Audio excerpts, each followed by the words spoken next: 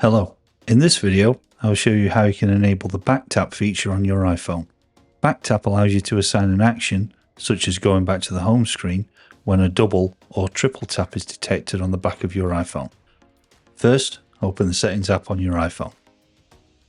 Scroll down to Accessibility and tap it.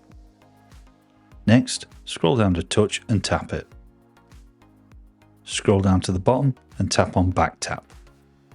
There are two options available, double tap and triple tap.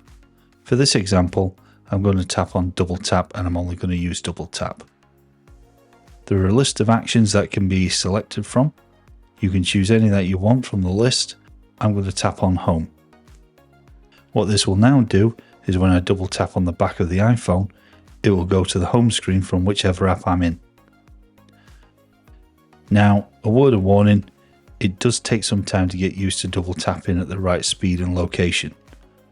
Also, if you have a case on your iPhone, it is more difficult for the double tap to register.